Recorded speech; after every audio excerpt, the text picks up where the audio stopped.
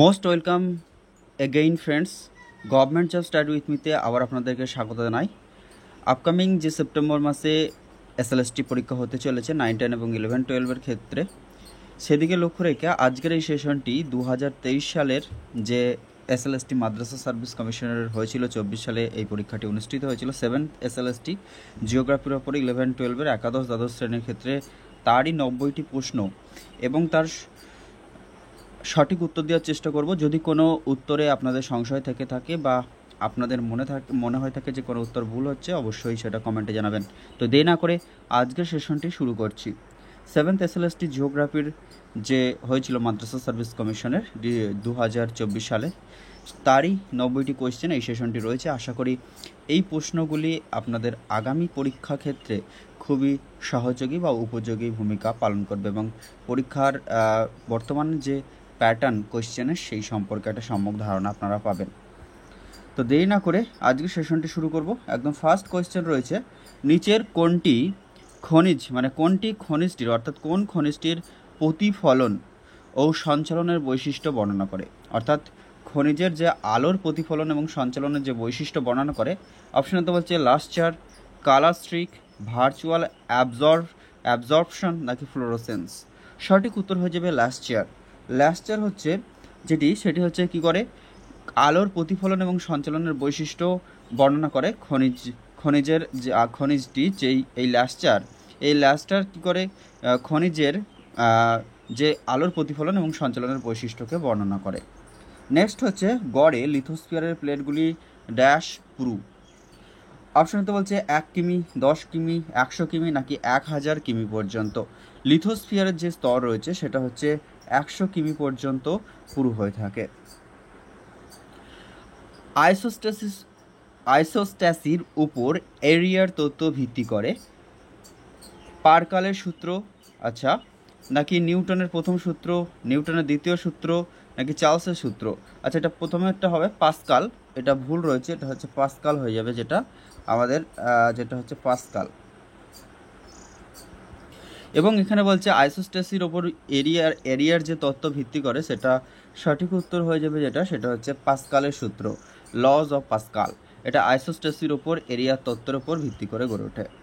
তারপরে 4 নম্বর প্রশ্নটা কি রয়েছে বা এসেছিল, এমব্রিকেট স্ট্রাকচারের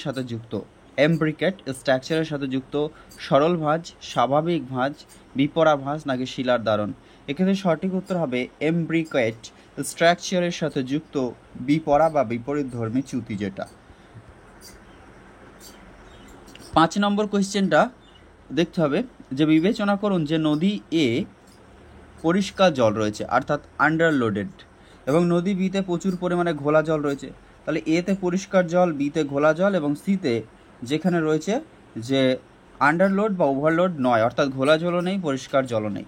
তাহলে নদীর ক্ষয়ের সাপেক্ষে সঠিক প্রতিক্রিয়াটি নির্বাচন করুন। ক্ষয়ের সাপেক্ষে সঠিক নির্বাচন যেটা করতে হবে, আচ্ছা, আমাদের পরিষ্কার জল এবং আন্ডারলোড এবং ওভারলোড এবং not equal to underload and overload, এই অনুযায়ী যেটা হবে সব থেকে সঠিক উত্তর হবে, অর্থাৎ যেখানে ঘোলা জল বা পরিষ্কার জল কোনোটাই নেই, নিরপেক্ষ রয়েছে, সে হবে সবার আগে। তাহলে সি হয়ে যাবে ক্ষেত্রে। তারপরে হচ্ছে সি লেস দেন, তারপরে হবে সেটা হচ্ছে পরিষ্কার জল এবং সব থেকে শেষে আসবে ঘোলা জল। তাহলে সেই অনুযায়ী অপশন অনুযায়ী সঠিক অনুযায়ী যে নদীর তাদের ক্ষয়ের ক্ষমতার সাপেক্ষে সঠিক প্রতিক্রিয়া হচ্ছে সব থেকে কম ক্ষয় হবে সেটা হচ্ছে আমাদের সি, যেটা ওভারলোড বা আন্ডারলোড নেই, তারপরে পরিষ্কার, তারপরে হচ্ছে ক্ষয়ের সাপেক্ষে সঠিক প্রতিক্রিয়া অনুযায়ী হয়ে যাবে অপশন সি, নদীর সি যেটা রয়েছে গ্রেটার দেন এ, গ্রেটার দেন বি। তারপর আমরা দেখে নেব পৃথিবীর চৌম্বক ক্ষেত্রের জন্য দায়ী গুরুমণ্ডল, ভূত্বক, অন্তঃকেন্দ্রমণ্ডল নাকি বহিঃকেন্দ্রমণ্ডল। সঠিক উত্তর হয়ে যাবে সেটা হচ্ছে বহিঃকেন্দ্রমণ্ডল, যেটা হচ্ছে ইনার যে কোর, সেটাই হচ্ছে আমাদের কিন্তু বা আউটার কোর, সেটাই কিন্তু হয়ে যাবে পৃথিবীর চৌম্বক ক্ষেত্রের জন্য দায়ী। এরপরে যেটা রয়েছে আউটার কোর অর্থাৎ বহিঃকেন্দ্রমণ্ডল হয়ে যাবে ক্ষেত্রে সঠিক উত্তর অপশন ডি। পরেরটা হচ্ছে 7 নম্বর কোয়েশ্চেন, নিচের কোনটি শিলার কণার আকারের ঊর্ধ্বক্রমে সজ্জিত। অর্থাৎ শিলার যে কণাগুলি রয়েছে তার কণার যে আকার অনুযায়ী ঊর্ধ্বক্রম অর্থাৎ ছোট থেকে বড়। সেক্ষেত্রে সঠিক উত্তরটা আমরা দেখব ব্যাসল্ট, গ্যাব্রো, ডোলারাইট, গ্রানাইট না pegmatite. Basalt, dolerite, gabbro, granite ও pegmatite. Basalt, dolerite, gabbro, pegmatite, granite. Basalt, gabbro, dolerite, pegmatite, granite. সঠিক উত্তর যেটা হয়ে যাবে সেক্ষেত্রে হচ্ছে সব থেকে ঊর্ধ্বক্রমে সাজালে ব্যাসল্ট আসবে, তারপরে ডোলারাইট, গ্যাব্রো এবং গ্রানাইট, গ্যাব্রো, গ্রানাইট এবং পেগমাটাইট। অর্থাৎ প্রথমে আসবে ব্যাসল্ট এই সিরিজের, তারপর হচ্ছে ডোলারাইট, তারপর গ্যাব্রো, তারপরে গ্রানাইট, তারপরে একদম শেষে আসবে pegmatite. Basalt, dolerite, gabbro, granite এবং পেগমাটাইট। ব্যাসল্ট, ডোলারাইট, তারপর গ্যাব্রো, গ্যাব্রো থেকে গ্রানাইট, তার থেকে হচ্ছে পেগমাটাইট। এটাই ঊর্ধ্বক্রম অনুযায়ী সজ্জিত করলে শিলার কণা অনুযায়ী সেটা হবে প্রথমে ব্যাসল্ট, তারপর হচ্ছে ডোলারাইট, তারপর গ্যাব্রো, তারপর গ্রানাইট এবং শেষে পেগমাটাইট। আমরা পরবর্তী দেখে নেব এই সেশনের অষ্টম বা 8 নম্বর প্রশ্ন, যেটা মহীখাতের ধারণার প্রস্তাবনা করেন কে? কোবার, হল এবং ডানা, জেমস হার্টন নাকি ড্যালি? মহীখাত এই ধারণার প্রস্তাবনা বা এই ধারণা সম্পর্কে প্রথম যিনি যারা ধারণা দিয়েছিলেন তারা হলেন হল এবং ডানা, যারা মহীখাত ধারণার প্রস্তাবনা করেন। 9 নম্বর প্রশ্ন, পৃথিবীর চৌম্বক অক্ষ এবং ভৌগোলিক অক্ষের মধ্যবর্তী কোণের মান কত? এটা হয়ে যায় 11.3 ডিগ্রি। অর্থাৎ সেই অনুযায়ী অপশন একটাতেও নেই, তাহলে সঠিক উত্তরটা কাছাকাছি কোনটা হবে? আচ্ছা, 11.3 অর্থাৎ 12.3 আবার 10.3 এদের মধ্যবর্তী, অর্থাৎ এটার উত্তর 10.3 ডিগ্রি যদি বলি সেটাও কাছাকাছি উত্তর হতে পারে, আবার একই সাথে 12.3 এটাও হতে পারে। তাই এটা আপনারা কমেন্টে জানাবেন। পৃথিবীর চৌম্বক অক্ষ এবং ভৌগোলিক অক্ষের মধ্যবর্তী কোণের মান হচ্ছে 11.3 ডিগ্রি। লিস্ট 1 এবং লিস্ট 2 যেখানে বলছে, একদিকে বলছে ইন্দোনেশিয়া রয়েছে অর্থাৎ বিভিন্ন দেশ রয়েছে, ইতালি, ভেসুভিয়াস, এবং অন্যদিকে তাদের বিভিন্ন আগ্নেয়গিরির নাম রয়েছে। ইন্দোনেশিয়ার যেটা রয়েছে সেটা হচ্ছে দেখা যায় ক্রাকাতোয়া, অর্থাৎ এ হচ্ছে 3। এবার ইতালির হচ্ছে কি? ইতালির হচ্ছে মাউন্ট ভেসুভিয়াস, তাই বি হচ্ছে 4, এ হচ্ছে 3, বি হচ্ছে 4। এবার হচ্ছে ইকুয়াডরের কি রয়েছে? ইকুয়েডরের হচ্ছে কার্টোপাক্সি এবং তানজানিয়ার হচ্ছে কিলিমাঞ্জারো। তাহলে সেই অনুযায়ী সঠিক উত্তর যেটা হয়ে যাবে আমাদের 3, 4 যেটা রয়েছে 3, 4, 1, 3, 4। আচ্ছা, এখানে অপশন অনুযায়ী সব এটা দুটো রয়েছে, 3, 4 তারপরে 1 হওয়ার কথা। তাহলে অপশন অনুযায়ী এইটাকে যদি নিতে হয় তাহলে এক্ষেত্রে অবশ্যই 1 হবে। অর্থাৎ ফার্স্ট হচ্ছে ইন্দোনেশিয়াতে রয়েছে যেটা সেটা হচ্ছে ক্রাকাতোয়া, ইতালিতে হচ্ছে মাউন্ট ভেসুভিয়াস, ইকুয়েডরে রয়েছে কার্টোপাক্সি এবং তানজানিয়াতে রয়েছে কিলিমাঞ্জারো। পরেরটা আমরা দেখে নেব ফ্রেন্ডস, যেটা রয়েছে পরবর্তী কোয়েশ্চেন 11 নম্বর। আচ্ছা, এখানে একটা ভুল রয়েছে, 11 পর রয়েছে, এটা হচ্ছে এই যে বইটা থেকে নিয়েছি সেখানে হয়তো ভুল রয়েছে। এই কোয়েশ্চেনটা যত একদম হয়ে গেছে অলরেডি, যে আইসোস্ট্যাসির উপর এরিয়ার তত্ত্ব ভিত্তি করেন পাস্কালের সূত্রের উপর। চলো 11 নম্বরটা আমরা দেখে নেব। আবার একদিকে রয়েছে বিভিন্ন যে আবহবিকার এবং তাদের প্রকৃতি, জারণ। এই জারণটা হয়ে থাকে, এটা লেহা বহনকারী শিক্ষা না, এটা হচ্ছে লোহা বহনকারী শিক্ষা হবে। তাই জারণ বা অক্সিডেশনটা হয়ে যাবে এ হচ্ছে 2। আচ্ছা, এ হলো 2। তারপর আমরা বি দেখে নেব অঙ্গারণ। অঙ্গারণ বলতে বোঝায় যেটা সেটা হচ্ছে ক্যালসিয়াম বহনকারী শিলা, অর্থাৎ বি হচ্ছে 1। তারপরে রয়েছে প্রস্তরচায়ী খণ্ডীকরণ, যেটা হচ্ছে দারণ বিশিষ্ট গ্রামেটিক শিলা বিচ্ছিন্ন করে, এবং ক্ষুদ্রকণা বিস্ফোরণ হচ্ছে ভিন্নধর্মী খনিজ পদার্থ বিশিষ্ট শিলা বিচ্ছিন্ন করে। তাহলে সাজালে যেটা হলো সেটা হচ্ছে 2, 1, 4, 3। 2, 1, 4, 3 কোন অপশনে রয়েছে? 2, 1, 4, 3, 2, 1, 4, 3 অপশন বি। তারপরে 12 নম্বর প্রশ্ন, সেই একইভাবে একদিকে লিস্ট 1 এবং একদিকে লিস্ট 2 রয়েছে, যেটা সেক্ষেত্রে একদিকে মাটির ধরন এবং অন্যদিকে প্রধান বৈশিষ্ট্যগুলি রয়েছে অক্সিজল, ভার্টিসল, হিস্টোসলস এবং অ্যান্টিসল। এক্ষেত্রে সঠিক উত্তরটা আমরা দেখে নেব, যেটা সেটা হচ্ছে অক্সিজল। অক্সিজল হচ্ছে খুব পুরাতন এবং অত্যন্ত আবহবিকারগ্রস্ত, যেটা সেই ধরনের মৃত্তিকা হচ্ছে অক্সিজল, খুব পুরনো এবং অত্যন্ত আবহবিকারগ্রস্ত। তারপরে কি রয়েছে, তারপর হচ্ছে ভার্টিসল। ভার্টিসল কি, ভার্টিসল যেটা সেটা হচ্ছে আমাদের কাদা সমৃদ্ধ অত্যন্ত ক্ষারীয় মৃত্তিকা হচ্ছে ভার্টিসল, কাদা সমৃদ্ধ অত্যন্ত ক্ষারীয় মৃত্তিকা। তারপরে হিস্টোসল কি, অসম্পূর্ণ স্তরায়নযুক্ত মৃত্তিকা হচ্ছে হিস্টোসল। এবং অ্যান্টিসল হচ্ছে জৈব পদার্থ অত্যন্ত সমূহ, অর্থাৎ জৈব পদার্থ সমূহের ফলেই তৈরি হয় অ্যান্টিসল। তো ফ্রেন্ডস, আরও একবার বলছি, যদি কোনো প্রশ্নের উত্তর আপনাদের সংশয় থেকে থাকে সেক্ষেত্রে অবশ্যই কমেন্টে জানাবেন, কারণ আমি আমার সাধ্য মতো উত্তরগুলি করে দেওয়ার চেষ্টা করছি এবং সঠিক করারই চেষ্টা করছি। আরও একটা ছোট্ট রিকোয়েস্ট, চ্যানেলে নতুন হয়ে থাকলে অবশ্যই চ্যানেলটি সাবস্ক্রাইব করুন এবং অবশ্যই ক্লাসটি ভালো লাগলে লাইক করবেন।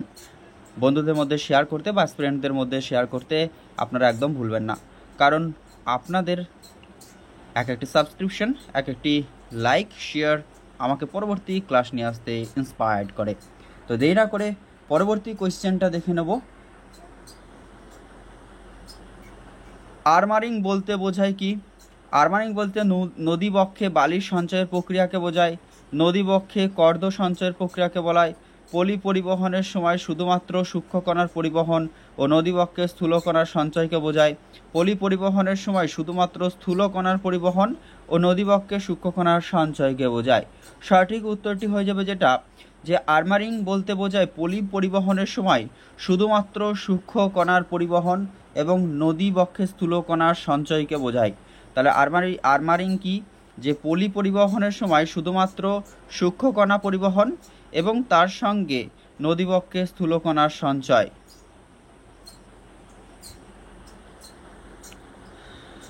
পরবর্তী আমরা 14 নম্বর প্রশ্নর উত্তরটা দেখে নেব। পৃথিবীতে কোন বালিয়ারি সব থেকে বেশি দেখা যায়? অনুদৈর্ঘ্য বালিয়ারি, সিপ বালিয়ারি, অর্ধচন্দ্রাকার বালিয়ারি নাকি গম্বুজ বালিয়ারি? সঠিক উত্তর হয়ে যাবে যেটা, যে ধরনের বালিয়ারি সব থেকে বেশি দেখা যায় সেটা হচ্ছে অর্ধচন্দ্রাকার বালিয়ারি।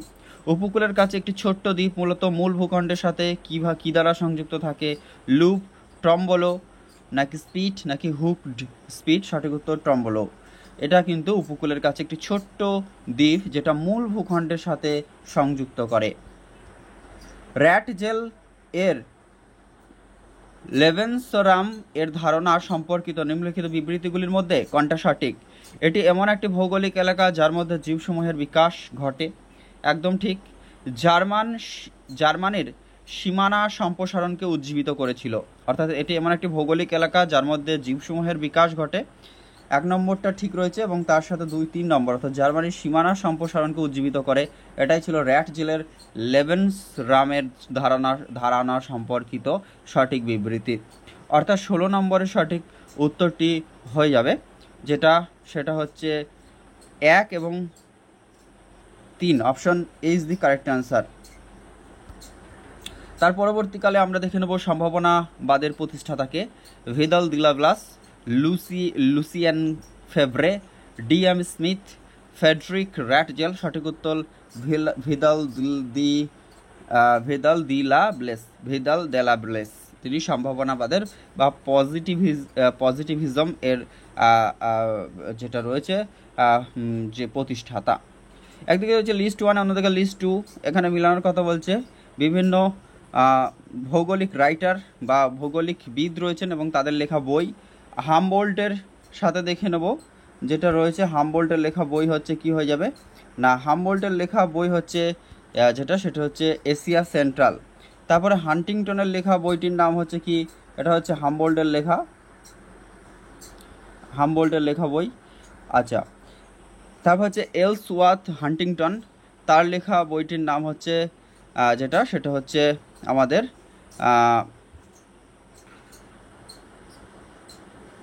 আচ্ছা,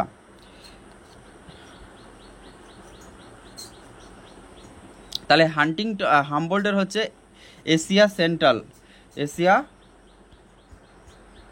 সেন্ট্রাল হলো। এর পাশে আছে critic of pure reason.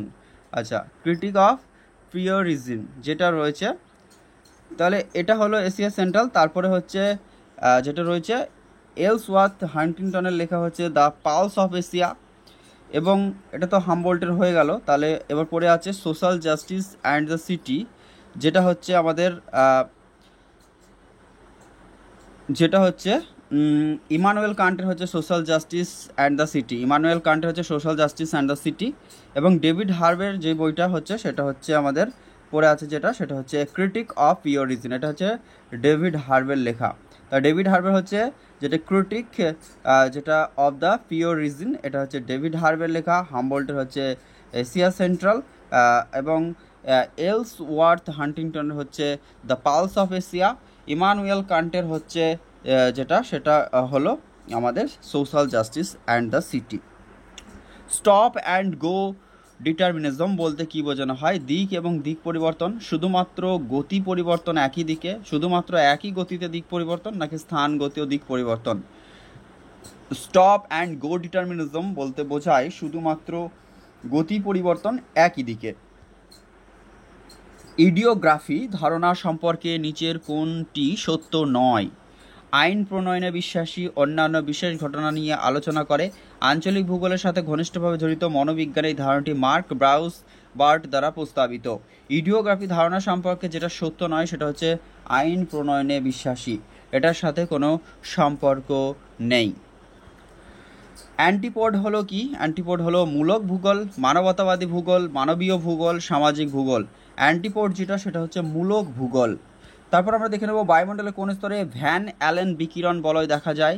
Thermosphere, ionosphere, exosphere, magnetosphere.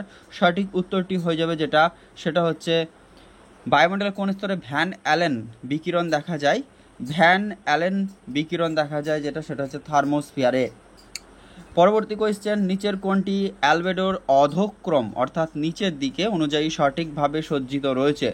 তাহলে মরুভূমির বালি, আচ্ছা প্রথমে, তবে মেঘ, মহাসাগর, তৃণভূমি না, অধক্রম বলেছে অর্থাৎ ধীরে ধীরে কমবে। যেটা মরুভূমির বালি, মেঘ, তৃণভূমি, মহাসাগর।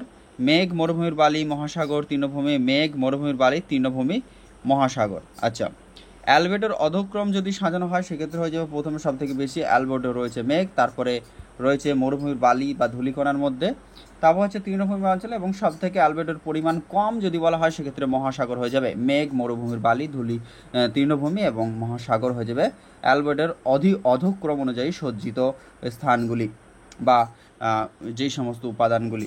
নিচের কোন তাপ স্থানান্তর পদ্ধতিতে অণুর মধ্যে সরাসরি যোগাযোগ প্রয়োজন? পরিচালন, বিকিরণ, ঊর্ধ্বপাতন নাকি সঞ্চালন? তাপের স্থানান্তর পদ্ধতিতে অণুর সরাসরি যোগাযোগ প্রয়োজন রয়েছে সঞ্চালন। তারপর হচ্ছে নিচের সাথে মিল খুঁজুন, সঠিকভাবে নির্বাচন করুন। কোপেনের যে বিভিন্ন প্রতীক রয়েছে এবং তার দ্বারা কি সেই জলবায়ু অঞ্চলকে তিনি বোঝান। 1 নম্বর হচ্ছে এএফ। এএফ হচ্ছে সেটা হচ্ছে ক্রান্তীয় বৃষ্টি অরণ্য, ফরেস্ট, যেটা রেন ফরেস্ট। তারপর হচ্ছে এএম দ্বারা তিনি বোঝান ক্রান্তীয় মৌসুমি। বিডাব্লিউ দিয়ে হচ্ছে শুষ্ক, এবং বিএস হচ্ছে অর্ধ শুষ্ক। সেই অনুযায়ী সাজালে যেটা দাঁড়ায় সেটা হচ্ছে 2-1-4-3। 2-1-4-3 কোন অপশন আছে? 2-1-4-3 অপশন সি হয়ে যাবে ক্ষেত্রে সঠিক উত্তর 25-এর, সেটাই হয়ে গেল পরবর্তী। তাহলে আরেকবার বলি, এএফ মানে হচ্ছে ক্রান্তীয় বৃষ্টি অরণ্য, এএম হচ্ছে ক্রান্তীয় মৌসুমি, বিডাব্লিউ হচ্ছে শুষ্ক এবং বিএস হচ্ছে অর্ধ শুষ্ক বিএস। 26 নম্বর কোয়েশ্চেন আমরা চলে যাব পরবর্তীতে দেখে নেব, সেটা হচ্ছে নিচের কোনটি গ্রিনহাউস গ্যাস নয়? গ্রিনহাউস গ্যাসগুলি আমরা সবাই জানি মোটামুটিভাবে ক্লোরোফ্লোরোকার্বন। সব থেকে বেশি পরিমাণে যে গ্রিনহাউস গ্যাসটি থাকে সেটা হচ্ছে জলীয় বাষ্প, ওয়াটার ভ্যাপর, যেটা প্রায় 70% পর্যন্ত থাকে, 30-70% বা তারও বেশি থাকে। কার্বন ডাইঅক্সাইড যেটা রয়েছে 0.03%, সিএফসি থাকে ক্লোরোফ্লোরোকার্বন। কিন্তু যে গ্রিনহাউস গ্যাসটি নেই, যেটা গ্রিনহাউস গ্যাস নয়, এটা হচ্ছে একটি বায়ুমণ্ডলের নিষ্ক্রিয় gas, argon, xenon, krypton, radon, neon, helium এগুলি। বাকি সব থেকে যদি বলা হয় ক্ষতিকারক গ্রিনহাউস গ্যাস সেক্ষেত্রে হয়ে যাবে কার্বন ডাইঅক্সাইড, এবং জৈব গ্রিনহাউস গ্যাস বললে সেক্ষেত্রে হয়ে যাবে মিথেন। পরবর্তী কোয়েশ্চেন 27, নিম্ন আপেক্ষিক আর্দ্রতা ও উচ্চ ওয়েট বাল্ব তাপমাত্রা টেলর হাইথারগ্রাফে ড্যাশ হিসেবে প্লেট করা হয় বা প্লট করা হয়েছে। নিম্ন আপেক্ষিক আর্দ্রতা, কথাটা হচ্ছে নিম্ন আপেক্ষিক আর্দ্রতা এবং উচ্চ ওয়েট বাল্ব তাপমাত্রা টেলর হাইথারগ্রাফে ড্যাশ হিসেবে প্লট করা হয়েছে। কিন, স্কর্চিং, রং নাকি এটা হচ্ছে মগ্গি? সঠিক উত্তর হয়ে যাবে যেটা স্কর্চিং হয়ে থাকে। এটা নিম্ন আপেক্ষিক আর্দ্রতা এবং উচ্চ ওয়েভ বাল্ব তাপমাত্রা টেলর হাইথারগ্রাফে স্কর্চিং হিসাবে প্লট করা হয়েছে। নিম্নে কোন জলবায়ু অবস্থা ডিউরোক্রাস্ট গঠনের জন্য সবচেয়ে উপযুক্ত? আর্দ্র ক্রান্তীয়, তৈগা, শীতল মরুভূমি নাকি শীতল নাতিশীতোষ্ণ? ডিউরোক্রাস্ট এই গঠনের জন্য সবচেয়ে উপযুক্ত যদি বলা হয় থাকে সেক্ষেত্রে হয়ে যাবে আর্দ্র ক্রান্তীয় অঞ্চলে ডিউরোক্রাস্ট গঠিত হয়ে থাকে, বা ডিউরোক্রাস্ট গঠনের সবচেয়ে উপযুক্ত বা আদর্শ আর্দ্র ক্রান্তীয়। নেক্সট আমরা দেখে নেব জীববৈচিত্র্য হটস্পট শব্দটি প্রথম ব্যবহার করেন রেমন্ড অ্যান্ডাসমান, ওডেম, ই ও উইলসন, নরম্যান মায়ার্স। সঠিক উত্তর হয়ে যাবে জীববৈচিত্র্য হটস্পট, বায়োডাইভার্সিটি হটস্পট এই শব্দটি প্রথম ব্যবহার করেন নরম্যান মায়ার্স। নেক্সট আমরা দেখে নেব 30 নম্বর, যেখানে রয়েছে কোন প্রাণী ওয়ার্ল্ড ওয়াইল্ড লাইফ ফান্ডের প্রতীক? এক্ষেত্রে আমাদের যদি বলা হয় থাকে জায়ান্ট পান্ডা অপশন বি হচ্ছে রেড পান্ডা, সি হচ্ছে আফ্রিকান সিংহ, ডি হচ্ছে বাঘ। সঠিক উত্তর হচ্ছে জায়ান্ট পান্ডা, কিন্তু রেড পান্ডা নয়। আমাদের সিকিম রাজ্যের রাজ্য পশু হচ্ছে কিন্তু রেড পান্ডা, কিন্তু আমাদের ওয়ার্ল্ড ওয়াইড ফান্ড যেটা রয়েছে তার প্রতীক বা সিম্বল হচ্ছে জায়ান্ট পান্ডা। নিচের কোন খনিজের ঘাটতির কারণে উদ্ভিদে ক্লোরোসিস রোগটি হয়ে থাকে? আমরা সাধারণত ম্যাগনেসিয়াম এবং লোহা এই দুটির ঘাটতির জন্যই এই ক্লোরোসিস রোগটি হয়ে থাকে, তাই 1 এবং 2 ঠিক হয়ে যাবে এক্ষেত্রে সঠিক, যেটা ফেরাস এবং ম্যাগনেসিয়াম। পরেরটা আমরা দেখে নেব লিস্ট 1 এবং লিস্ট 2, যেখানে রাজ্য রয়েছে হিমাচল প্রদেশ, ছত্তিশগড়, মধ্যপ্রদেশ, মণিপুর, অন্যদিকে জাতীয় উদ্যানগুলি রয়েছে। তাহলে এক্ষেত্রে মিলাতে হবে আমাদেরকে, সে অনুযায়ী মিলালে যেটা দাঁড়াচ্ছে যে হিমাচল প্রদেশে কি রয়েছে, হিমাচল প্রদেশে রয়েছে গ্রেট হিমালয়ান জাতীয় উদ্যান, গ্রেট হিমালয়ান ন্যাশনাল পার্ক। ছত্তিশগড়ে রয়েছে ইন্দ্রাবতী ন্যাশনাল পার্ক, মধ্যপ্রদেশে রয়েছে বান্ধবগড় জাতীয় উদ্যান, মণিপুরে রয়েছে কেইবুল ল্যামঝাও ন্যাশনাল পার্ক, যেটা কেইবুল ল্যামঝাও রয়েছে ন্যাশনাল পার্ক। তাহলে সাজালে কি দাঁড়ালো, যেটা সেটা কোন অপশনটাকে কারেক্ট করছে? হিমাচল প্রদেশ অর্থাৎ 3 চলে আসবে, তারপরে ছত্তিশগড় 3 4 কোনটায় রয়েছে? 3 4 একটাতে রয়েছে অপশন সি 3 4 2 1। পরবর্তী আমরা দেখে নেব 33 নম্বর প্রশ্নটি, যেখানে কে খাদ্য শৃঙ্খল এবং খাদ্য জালের অর্থাৎ ফুড চেইন অ্যান্ড যেটা রয়েছে আমাদের যেটা সেই খাদ্য জাল এবং খাদ্য শৃঙ্খল যেটা রয়েছে ফুড চেইন এর মধ্যে ধারণা প্রবর্তন করেন ট্যান্সলে তো আমাদের বাস্তুতন্ত্রের ধারণা দিয়েছিলেন। তারপরে হচ্ছে আমাদের আর্নেস্ট হেকেল ইকোলজি বাস্তুবিদ্যা ধারণা দিয়েছিলেন। চার্লস এলটন এক্ষেত্রে হয়ে যাবে সঠিক উত্তর। খাদ্য শৃঙ্খল পিরামিড বা খাদ্য জাল পিরামিডের যে ধারণা এটা উপস্থাপন করেন বা প্রবর্তন করেন চার্লস এলটন। নেক্সট আমরা দেখে নেব পরবর্তী কোয়েশ্চেনটা দেখে নেব, যেখানে 34 নম্বর কোয়েশ্চেন কি রয়েছে। নিরাপদ পানীয় জলের বিওডি অর্থাৎ বায়োলজিক্যাল অক্সিজেন ডিমান্ডের মাত্রা থাকতে হয় 0.5 মানে 0.5 হবে সম্ভবত এটা, যাই হোক, বা 0.05, তবে হচ্ছে 10, তবে হচ্ছে 0 নাকি কোনোটি নয়। অবশ্যই পানীয় জলের বায়োলজিক্যাল অক্সিজেন ডিমান্ড বলতে জলটা কতটা পরিমাণে দূষিত তার মাত্রা বা কতটা পরিমাণে পরিশুদ্ধ তার মাত্রাকে নির্দেশ করে। অর্থাৎ বায়োলজিক্যাল অক্সিজেনের মাত্রা যদি 0 হয় তাহলেই সেটা নিরাপদ, বা নিরাপদ একদম 0 হলে সেটা পুরোপুরি নিরাপদ ধরা হয়ে থাকে। লিস্ট 1 এবং লিস্ট 2 একদিকে বলেছে দেশ এবং অন্যদিকে তৃণভূমি, সুদান, ব্রাজিল, ভেনেজুয়েলা, রাশিয়া, অন্যদিকে ল্যানস, সাভানা, ক্যাম্পাস, স্টেপস। তাহলে আমরা কি দেখে নেব এক্ষেত্রে, যেটা সঠিক উত্তর হয়ে যাবে, বা আগে মিলিয়ে নিই দেখি, যেটা সুদানে হচ্ছে দেখা যায় যেটা আমাদের সাভানা হয়ে যাবে। তাহলে তারপরে হচ্ছে কোথায় ব্রাজিলে হচ্ছে যেটা কি দেখা যায়, ব্রাজিলে হচ্ছে আমাদের দেখা যায় ক্যাম্পাস, ভেনেজুয়েলাতে ল্যানস এবং রাশিয়াতে হচ্ছে স্টেপস। তাহলে সেই অনুযায়ী সাজালে 3 2 1 4 কোন অপশনে আছে? 3 2 1 4 আমরা দেখে নেব। 3 2 1 4 option B is the absolutely correct হয়ে যাবে ক্ষেত্রে 35 নম্বরের যেটা রয়েছে। তারপর আমরা দেখে নেব পরবর্তী রেস্টোরেশন। আচ্ছা, রেস্টোরেশন হবে এটা। রেস্টোরেশন ইকোলজি শব্দটি প্রথম ব্যবহার করেন Ernest Haeckel, John Aber and William Jordan, Lindeman নাকি ওডাম? লিন্ডম্যানের হচ্ছে 10% সূত্র রয়েছে, তাহলে আমাদের যেটা রয়েছে জন এবার এবং উইলিয়ামস জর্ডান হয়ে যাবে এখানে রেস্টোরেশন ইকোলজির কথা বা প্রথম শব্দটি বলেছেন। এরপরে আমরা দেখে নেব যেটা সেটা হচ্ছে 37 নম্বর প্রশ্ন, নিচের কোন মাসগুলিতে প্রধানত আন্টার্কটিকা অঞ্চলে ওজন গহ্বর দেখা যায়? সেপ্টেম্বর থেকে। আচ্ছা, আন্টার্কটিকা যে ওজন, আচ্ছা ওজন দিবস পালন করা হয় কিন্তু 16ই সেপ্টেম্বর। আমাদের মনে রাখতে হবে O3 ডে পালন করা হয়ে থাকে 16 সেপ্টেম্বর। সেই অনুযায়ী উত্তরটা গেস করা যায়। উত্তরটি হয়ে যাবে সেপ্টেম্বর মাস থেকে নভেম্বর মাসকে এই অঞ্চলকে ওজন গহ্বর এই সময় দেখা যায় আন্টার্কটিকা অঞ্চলে। নিচের কোন দেশটি বিশ্বের সবচেয়ে বেশি মাছ উৎপাদন করে থাকে? মার্কিন যুক্তরাষ্ট্র, ব্রিটেন, চীন নাকি নরওয়ে? এক্ষেত্রে সঠিক উত্তর হয়ে যাবে বিশ্বের সবচেয়ে বেশি মাছ উৎপাদন করে থাকে যেটা, সেটা হচ্ছে চায়না বা চীন। একই সাথে ধান উৎপাদনেও প্রথম, গম উৎপাদনেও প্রথম চায়না বর্তমানে। এবং ভারতের পরিপ্রেক্ষিতে যে রাজ্য মাছ উৎপাদনে বর্তমানে প্রথম, অন্ধ্রপ্রদেশ আগে ছিল, বর্তমানে হয়ে গেছে পশ্চিমবঙ্গ। এবং মাছ কনজিউম বা খাওয়ার ক্ষেত্রেও প্রথম স্থান অধিকার করে পশ্চিমবঙ্গ। পয়েন্টটা হচ্ছে 39 নম্বর কোয়েশ্চেন। জিঙ্ক প্লট একটি জনপ্রিয় কৌশল যা দেখানোর জন্য ব্যবহৃত হয় কণার রং, কণার গ্রথন, কণার মাত্রা, কণার ঘনত্ব। জিঙ্ক প্লট হচ্ছে একটা জনপ্রিয় কৌশল। এই কৌশলের দ্বারা ব্যবহার করা হয় যেটা, সেটা হচ্ছে কণার মাত্রা। কণার মাত্রা দেখানোর জন্য এই জিঙ্ক প্লট কৌশলটি দেখানোর জন্য ব্যবহার করা হয়। কণার মাত্রা দেখানোর জন্য জিঙ্ক প্লট এই জনপ্রিয় কৌশলটি দেখানো জন্য ব্যবহৃত হয়ে থাকে যেটা, সেটা হচ্ছে কণার মাত্রা দেখানোর জন্য। নেক্সট হচ্ছে 40 নম্বর। ড্যাশ বৈচিত্র্য বলতে বোঝায় স্থানীয় বৈচিত্র্য এবং আঞ্চলিক বৈচিত্র্য, যেটা আমাদের যে রিজিওনাল যে ডাইভার্সিটি এবং লোকাল যে ডাইভার্সিটি রয়েছে, সেই ডাইভার্সিটির মধ্যে যে রেশিও, সেটাকে বোঝানো হয়ে থাকে বিটা বৈচিত্র্য বলতে বোঝানো হয়। কোন ধরনের নদী ভাঁজযুক্ত গঠনের ঊর্ধ্বভঙ্গীয় খিলানসমূহকে ভগ্ন করতে পারে? অনুদৈর্ঘ্য অনুগামী নদী, অনুপ্রস্থ অনুগামী নদী, বিপরা নদী না পরবর্তী নদী? এক্ষেত্রে বলছে ভাঁজ, অর্থাৎ যে ভাঁজ গঠনের ঊর্ধ্বভঙ্গীয় খিলানসমূহকে ভগ্ন করতে ব্যবহার করে, যেটা সেক্ষেত্রে সঠিক উত্তর হয়ে যাবে পরবর্তী নদী। পরবর্তীকালে আমরা দেখে নেব 32 নম্বর কোয়েশ্চেন। নদীর ইউস্ট্যাটিক পুনর্জীবন লাভের কারণ কি? নদীর বোঝার পরিমাণ বৃদ্ধি, নদী গ্রাস, ভূমিভাগের উত্থান নাকি পৃথিবীব্যাপী সমুদ্রতলের অবনমন? এক্ষেত্রে সঠিক উত্তর যেটা হয়ে যাবে, আচ্ছা এখানে আমাদের ভুল হয়েছে, 41-এর পরে হয়ে যাবে, এটা 32 না, এটা হচ্ছে 42 নম্বর হবে।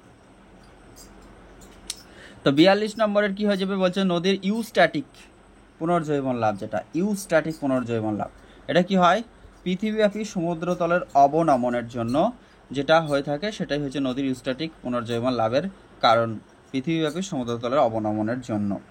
এসকার কি? এসকার হচ্ছে দীর্ঘ সংকীর্ণ আঁকাবাঁকা শৈলশিরা, বালিনুড়ি, কাঁকড়ের ঢিবি, অগভীর বেসিন নাকি সূক্ষ্ম পলি দ্বারা গঠিত সমভূমি? সঠিক উত্তর হবে দীর্ঘ সংকীর্ণ আঁকাবাঁকা শৈলশিরা হচ্ছে এসকার। 44 নম্বর। ভূগোলের চর্চায় পরিমাণগত কৌশলের প্রয়োগ অন্তর্ভুক্ত করেনি, যেটা, সেটা হচ্ছে ক্রিস্টেলারের কেন্দ্রীয় স্থান তত্ত্ব, ওয়েভারের শস্য সমন্বয় বিশ্লেষণ, আচ্ছা এটাই নাকি বার্জেসের কেন্দ্রীভূত অঞ্চল তত্ত্ব নাকি পিটার হ্যাগার্টের মানবীয় ভূগোলের অবস্থানগত বিশ্লেষণ? 44 নম্বরের সঠিক উত্তর হয়ে যাবে যেটা, সেটা হচ্ছে ওয়েভারের শস্য সমন্বয় বিশ্লেষণ। এটাই আমার কাছে সঠিক উত্তর বলে মনে হচ্ছে। আপনাদের কোনো সংশয় থাকে অবশ্যই উত্তরে জানাবেন কমেন্টে। নেক্সট হচ্ছে 45 নম্বর। কোন চাপ বলয়ে অধিক উচ্চতা থেকে বায়ুর অবনমন পরিলক্ষিত হয়ে থাকে? নিরক্ষীয় নিম্নচাপ বলয়, উপক্রান্তীয় উচ্চচাপ বলয় নাকি মেরুবৃত্তীয় নিম্নচাপ বলয় নাকি মেরুদেশীয় উচ্চচাপ বলয়? সঠিক উত্তর যেটা হয়ে যাবে সেটা হচ্ছে উপক্রান্তীয় উচ্চচাপ বলয়ে কি হয়ে থাকে, যে চাপ বলয় আধিক্য উচ্চতা থেকে বায়ুর অবনমন পরিলক্ষিত হয়ে থাকে উপক্রান্তীয় উচ্চচাপ বলয়। তা হচ্ছে 46। কোন জেট প্রবাহ ভারতীয় গ্রীষ্মকালীন মৌসুমী বায়ুকে সর্বাপেক্ষা অধিক প্রভাবিত করে? মেরু ফ্রন্ট জেট, উপক্রান্তীয় জেট, ক্রান্তীয় পূর্ব জেট নাকি ট্র্যাটোস্ফেরিক মেরুবৃত্তীয় জেট? সঠিক উত্তর হবে ক্রান্তীয় পূর্ব জেট। ক্রান্তীয় পূর্ব জেট যেটা, সেটা হয়ে যাবে আমাদের ভারতীয় গ্রীষ্মকালীন মৌসুমী বায়ুকে সর্বাপেক্ষা অধিক প্রভাবিত করে থাকে। বায়ুপুঞ্জের যান্ত্রিক পরিবর্তনের কারণ কোন ফ্যাক্টর? অনুভূমিক অভিসারী সঞ্চালন, অনুভূমিক অভিসারী, আচ্ছা এটা হচ্ছে অনুভূমিক প্রতিসারী সঞ্চালন হতে হয়তো অপশনে, অপশন বি হচ্ছে অনুভূমিক অভিসারী সঞ্চালন। অনুভূমিক অভিসারী এবং প্রতিসারী উভয় প্রকার সঞ্চালন নাকি স্থির বায়ুমণ্ডল? সঠিক উত্তর হয়ে যাবে বায়ুপুঞ্জের যান্ত্রিক পরিবর্তনের কারণ হিসাবে অনুসারী এবং অভিসারী এই দুটোই, অনুভূমিক যেটা আমাদের অনুভূমিক অর্থাৎ হরাইজন্টাল, যে অভিসারী এবং প্রতিসারী উভয় প্রকার সঞ্চালন বায়ুপুঞ্জের যান্ত্রিক পরিবর্তনের অন্যতম ফ্যাক্টর। বৃক্ষ সম্বলিত বা সংবলিত তৃণভূমি যে অঞ্চলের বৈশিষ্ট্য steppe biome, veld biome, savanna biome নাকি পম্পাস বায়োম? এক্ষেত্রে সঠিক উত্তর হয়ে যাবে সাভানা বায়োম, যেটা সেটা হয়ে যাবে বৃক্ষ সম্বলিত তৃণভূমির যে অঞ্চলের বৈশিষ্ট্য। ইউএনও অর্থাৎ ইউনাইটেড নেশনস অর্গানাইজেশনের ধারাবাহিক উন্নয়ন লক্ষ্য 6 এর সাথে সম্পর্কিত হলো দারিদ্রতা শূন্য, ক্ষুধা শূন্য, বিশুদ্ধ জল ও স্যানিটেশন, উন্নত শহর ও সম্প্রদায়। সঠিক উত্তর হচ্ছে বিশুদ্ধ জল এবং স্যানিটেশন। ভারতের কেন্দ্রীয় দূষণ নিয়ন্ত্রণ পর্ষদ, যেটা 1974 সালে এস্টাবলিশ হয়েছিল, যে শিল্পগুলিকে ঝুঁকির ক্রম অনুসারে সাজিয়েছে সেটা হচ্ছে সবথেকে যে সমস্ত শিল্পগুলি রং অনুযায়ী সাজানোর কথা বলছে কেন্দ্রীয় দূষণ পর্ষদ, যেটা সেন্ট্রাল পলিউশন কন্ট্রোল, যেটা council of central pollution control.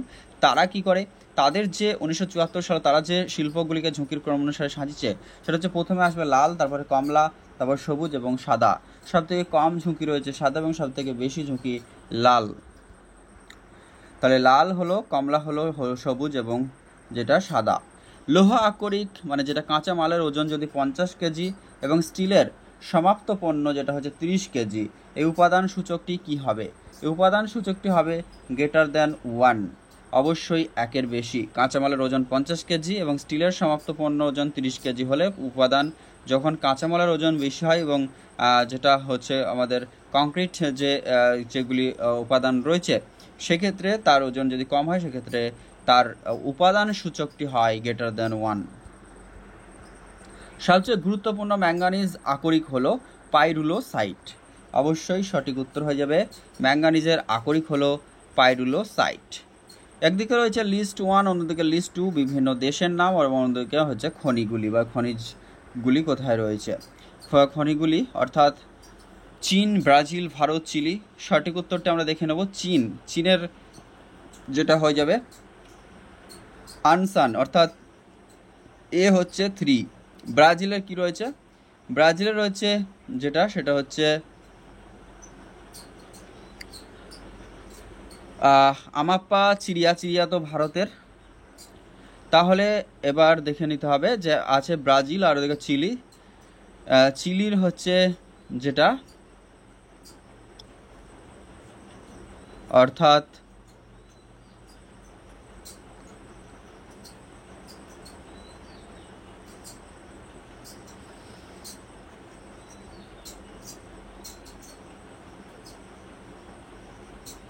আচ্ছা, ব্রাজিল হচ্ছে যেটা সেটা হচ্ছে আমাপ্পা এবং চিলি যেটা হয়ে যাবে এসকন্দিদা।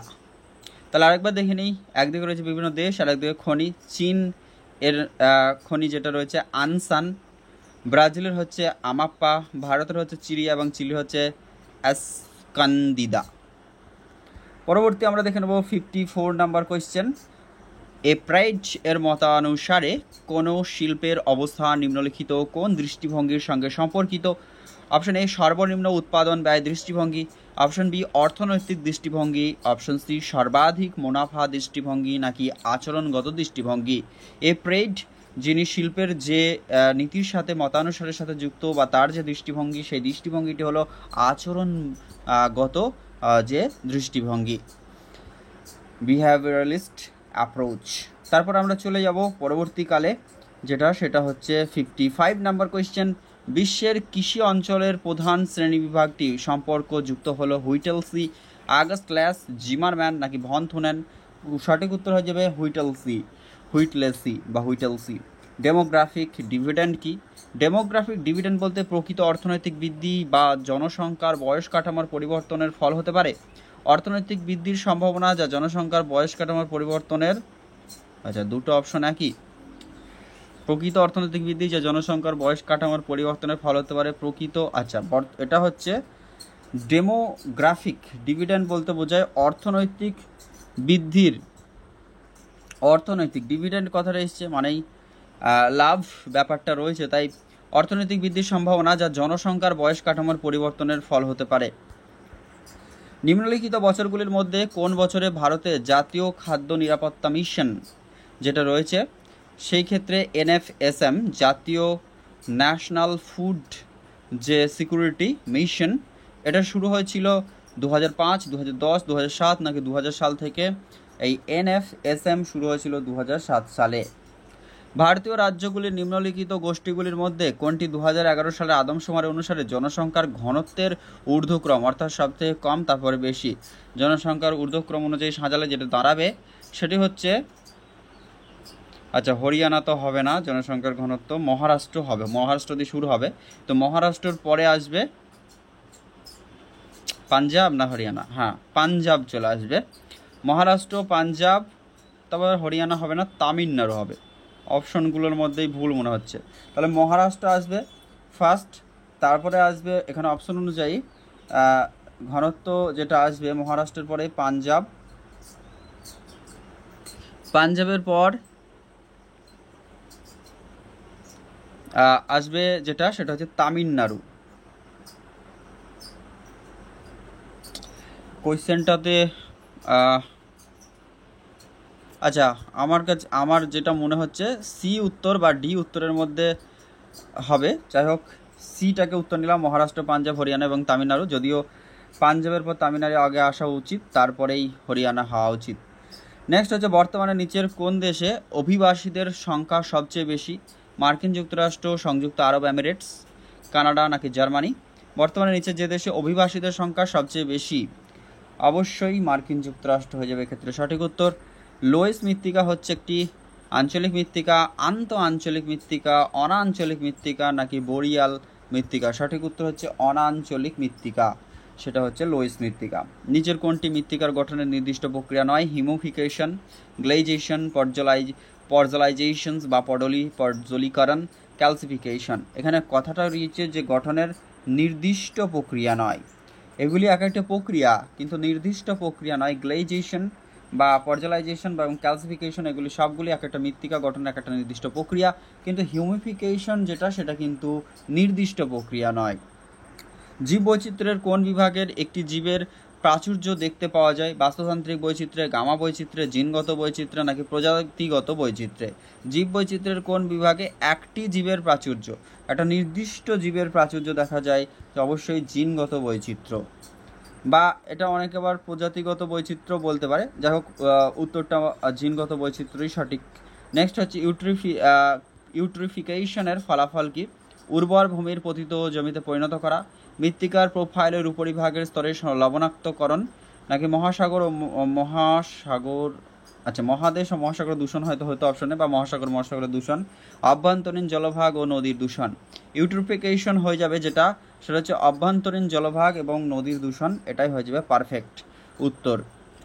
তারপর আমরা দেখে নেব পরবর্তী কোয়েশ্চেন যেটা সেটা হচ্ছে 64 নাম্বার। ঝুম চাষ কোন বায়োমের চারিত্রিক বৈশিষ্ট্য? পার্বত্য বনভূমি বায়োম, মৌসুমী পর্ণমোচী অরণ্য বায়োম, ক্রান্তীয় চিরহরিত বৃষ্টি অরণ্য বায়োম, পাললিক অরণ্য বায়োম।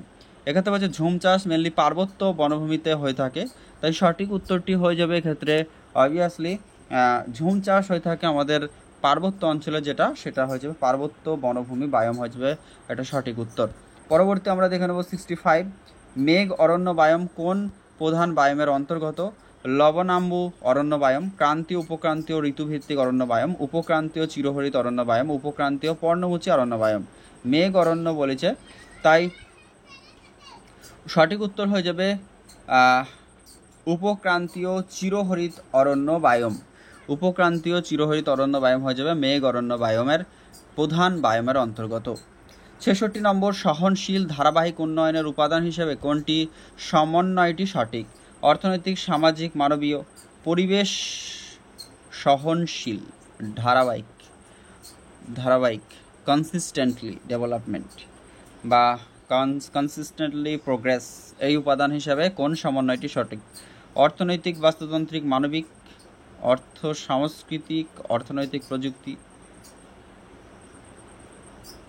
আচ্ছা, এটা সঠিক উত্তর এ বা ডি এর মধ্যে কনফিউশন রয়েছে। তো ফ্রেন্ডস, আপনাদের যেটা সঠিক মনে হবে অবশ্যই জানাবেন। 66 নম্বরেরটা দেখে নেব। 67 নম্বর যেটা সেটা হচ্ছে 2011 সালে আদমশুমারির ভিত্তিতে ভারতের কোন রাজ্যের সর্বনিম্ন লিঙ্গ অনুপাত? অবশ্যই এটা চোখ বন্ধ করে উত্তর হচ্ছে হরিয়ানা। তারপরে আমরা দেখে নেব 68 নম্বর। জনসংখ্যা রূপান্তর মডেল অনুসারে কোন দেশ রূপান্তরের পঞ্চম ধাপে রয়েছে? সেক্ষেত্রে হয়ে যাবে জাপান হয়ে যাবে সঠিক উত্তর। পঞ্চম ধাপে রয়েছে জনসংখ্যা রূপান্তর মডেল অনুসারে রূপান্তরের পঞ্চম ধাপে। ভারতের PLFS 2019-20 অনুযায়ী মহিলাদের কর্মে অংশগ্রহণ সর্বনিম্ন কোন রাজ্যে রয়েছে? অর্থাৎ সংখ্যা নিরিখে যেই পরিমাণ সেই রাজ্যের সংখ্যা রয়েছে সেই সংখ্যা নিরিখে কম রয়েছে উত্তরপ্রদেশে। তারপর আমরা দেখে নেব খাদ্য নিরাপত্তার ক্ষেত্রে 1996 সালে বিশ্ব খাদ্য শীর্ষ সম্মেলন অনুসারে সঠিক মাত্রা হলো সেটি হচ্ছে অপশন এতে বলছে শারীরিক প্রাপ্যতা, অর্থনৈতিক ও শারীরিক অ্যাক্সেস, খাদ্যের ব্যবহার, পুনরুক্ত মাত্রা, ত্রয়ের স্থিতিশীলতা।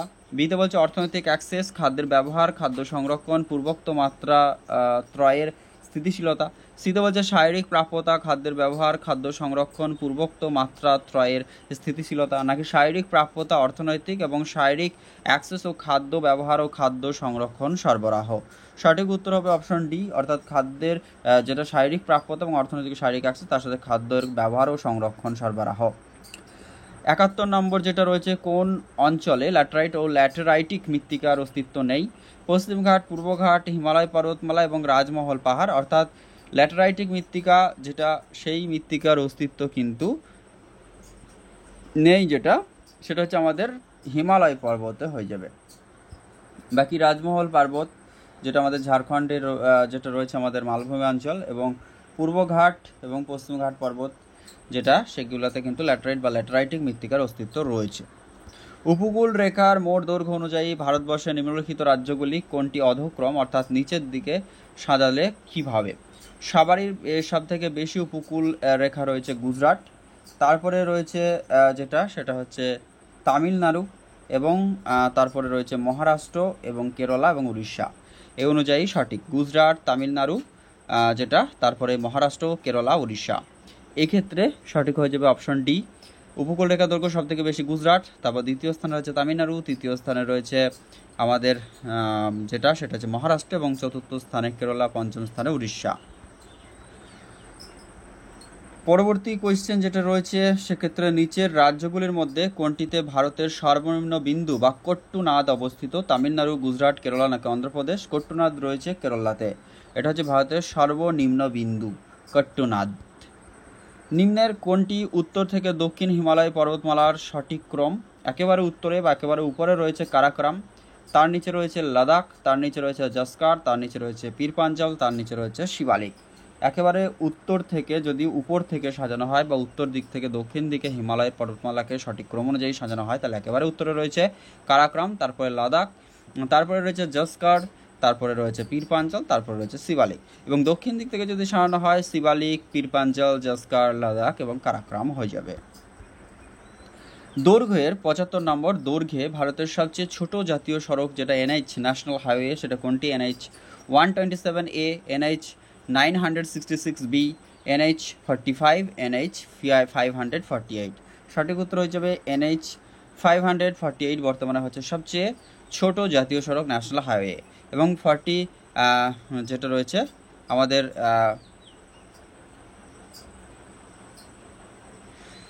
যেটা রয়েছে সবথেকে ছোট। গ্র্যান্ড ব্যাংক এবং ড্রোগার্স ব্যাংক কি জন্য বিখ্যাত? মুক্তা চাষ, অগভীর জলের মাছ চাষ, গভীর জলের মাছ চাষ নাকি প্রবাল প্রাচীর?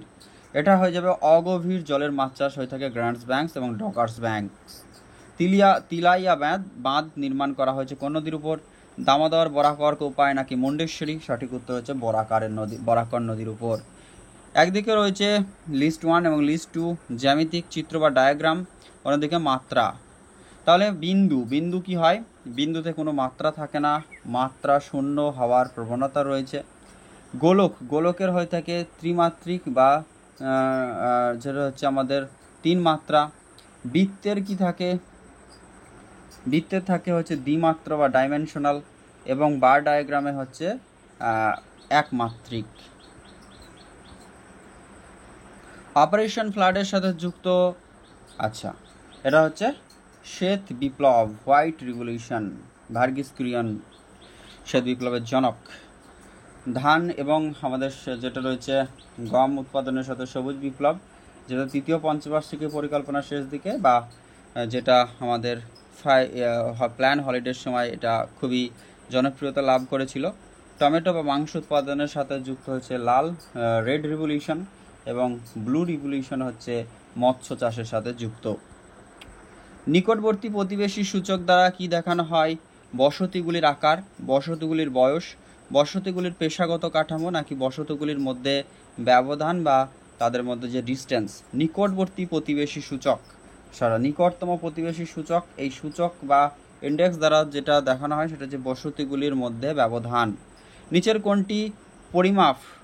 কোনটি পরিমাপক স্কেলে শ্রেণীবিন্যাস বিন্যাস ও ক্রম উভয় বৈশিষ্ট্য বিদ্যমান? ইন্টারভাল, নমিনাল, রেশিও না অর্ডিনাল? সঠিক উত্তর হয়ে যাবে অর্ডিনাল। অর্ডিনালে কি হয় যে পরিমাপক স্কেলে শ্রেণীবিন্যাস এবং ক্রম উভয় বৈশিষ্ট্যই দেখা যায়। এরপর হচ্ছে 82, প্রিজম্যাটিক কম্পাসের সর্বনিম্ন মান কত হয়ে থাকে?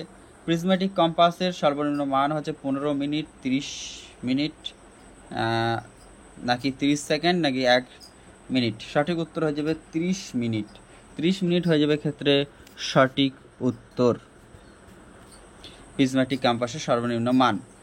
তারপর হচ্ছে ডিজিটাইজিং বা স্ক্যানিং হলো জিআইএস অর্থাৎ জিওগ্রাফিক্যাল ইনফরমেশন সিস্টেমের কোন পদ্ধতির উদাহরণ?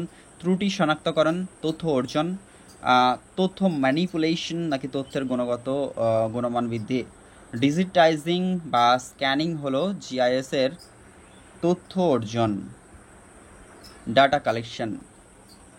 কোন শিল্পাঞ্চলটি ভারতের একটি গৌণ শিল্পাঞ্চল? মুখ্য, গৌণ এবং প্রগৌণ যে শিল্পাঞ্চলগুলো রয়েছে তার মধ্যে মুখ্য শিল্পাঞ্চল কি কি রয়েছে? মাদুরাই, কোয়েম্বাটুর, বেঙ্গালুরু, এগুলো হচ্ছে মুখ্য শিল্পাঞ্চল।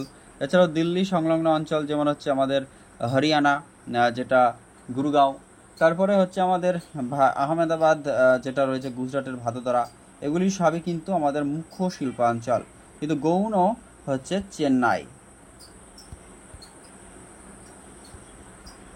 অর্থাৎ মুখ্য শিল্পকে কেন্দ্র করে যখন অন্যান্য শিল্প গড়ে ওঠে তাকে গৌণ শিল্প বা শিল্পাঞ্চল বলে। লুনেজ তৈলক্ষেত্র ভারতের কোন অংশে অবস্থিত? পূর্বাংশে, পশ্চিমাংশে, উত্তরাংশে বা উত্তর পূর্বাংশে? সঠিক উত্তর হবে এটা গুজরাটে অবস্থিত, তাই পশ্চিমাংশ। ডিসপারশন বা ডিসপারশনের আপেক্ষিক পরিমাপ কি? ডিসপারশন হচ্ছে স্ট্যান্ডার্ড ডেভিয়েশন, জেড স্কোর, আর যেটা হচ্ছে মিন ডেভিয়েশন, নাকি কোভ্যারিয়েন্স যেটা রয়েছে। তাহলে এই ক্ষেত্রে সঠিক উত্তর হয়ে যাবে, এই কোয়েশ্চেনের উত্তরটা দুই জায়গায় দুই রকম দেখলাম। একই জায়গায় দেখলাম জেড স্কোর উত্তর নিচে, আর এক জায়গায় দেখলাম ভ্যারিয়েন্স নিচে। লোকেশন কোশ্চেন্ট যেটা রয়েছে, লোকেশন কোশ্চেন্ট এর অভিন্ন মান আইডেন্টিক্যাল ভ্যালু কোনটি? 0, ডেটা সেটের সর্বোচ্চ ফ্রিকোয়েন্সি, না 1, না যে কোনো বিজোড় সংখ্যা? সঠিক উত্তর হয়ে যাবে লোকেশন কোশ্চেন্টের অভিন্ন মান সর্বদা 1 হয়ে থাকে। অভিন্ন মান যেহেতু অভিন্ন তাই 1। নেক্সট হচ্ছে ভার্নিয়ার স্কেল কোন যন্ত্রের সাহায্যে সংযুক্ত করে? Rotameter, dumpy level, Abney's level, mirror stereoscope. Vernier scale যে যন্ত্রের সাহায্যে সংযুক্ত হয় সেটা হচ্ছে অ্যাবনিস লেভেল। ঢালের পশ্চাৎ অপসারণের ফলাফল কি? উত্তল ঢাল বিশিষ্ট প্রোফাইলের বিস্তার, অবতল ঢাল বিশিষ্ট প্রোফাইলের বিস্তার, নাকি ভেস্টিলিয়ার ঢাল বিশিষ্ট প্রোফাইলের বিস্তার, নাকি ভিগু ঢাল বিশিষ্ট প্রোফাইলের বিস্তার? সঠিক উত্তর হচ্ছে এটা ভেস্টিলিয়ার ঢাল বিশিষ্ট প্রোফাইলের বিস্তার। কোয়ার্জ, আজকের সেশনের শেষ কোয়েশ্চেন যেটা রয়েছে, কোয়ার্জ, অলিভাইন, সোনার 1 ঘন সেন্টিমিটার ওজন যথাক্রমে 2.5, 3.0 এবং 19.9 গ্রাম, এটাকে কি নির্দেশ করে? কোয়ার্জ রয়েছে, অলিভাইন রয়েছে এবং সোনার রয়েছে। এদের ঘন সেন্টিমিটার ওজন যথাক্রমে সোনার ওজনটা সব থেকে বেশি 19.9 গ্রাম, এবং 3 গ্রাম রয়েছে অলিভাইন, এবং কোয়ার্জ রয়েছে 2.5 গ্রাম। এর দ্বারা যেটা নির্দেশ করে, অপশানে তো বলছে অলিভাইন ও কোয়ার্জ পাউডার ধাতব সোনার চেয়ে শক্ত। না, এটা একদমই ঠিক না।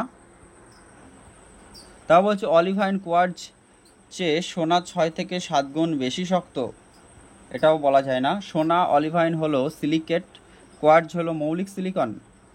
না, কোয়ার্জ মৌলিক সিলিকন না। কোয়ার্জ এবং অলিভাইনের চেয়ে সোনার ঘনত্ব সেটা সোনার ঘনত্ব, আচ্ছা হ্যাঁ, কোয়ার্জ এবং অলিভাইনের চেয়ে সোনার ঘনত্ব এবং নির্দিষ্ট মধ্যাকর্ষণ, সোনার ঘনত্ব তো অবভিয়াসলি বেশি এবং নির্দিষ্ট মধ্যাকর্ষণও বেশি। সঠিক উত্তর হয়ে যাবে অপশন ডি, 2.5 গুণ। তো ফ্রেন্ডস, এই ছিল মাদ্রাসা সার্ভিস কমিশনের 2023 সালের যে মাদ্রাসা সার্ভিস কমিশন এসএলএসটি পরীক্ষাটির জন্য ফর্ম ফিল আপ হয়েছিল এবং 2024 সালে যার পরীক্ষা হয়েছিল মার্চের দিকে, তারই 90টি কোয়েশ্চেন 11-12-এর এসএলএসটির জন্য 90টি জিওগ্রাফির কোয়েশ্চেন ছিল এখানে। যেই প্রশ্নগুলির উত্তর সঠিক বা হবে না বলে মনে হচ্ছে আপনাদের, বা কোনো রকম যদি ইনফরমেশন থাকে, অবশ্যই কমেন্ট সেকশনে আপনারা জানাবেন। Thank you so much for watching this video. All the best for everyone.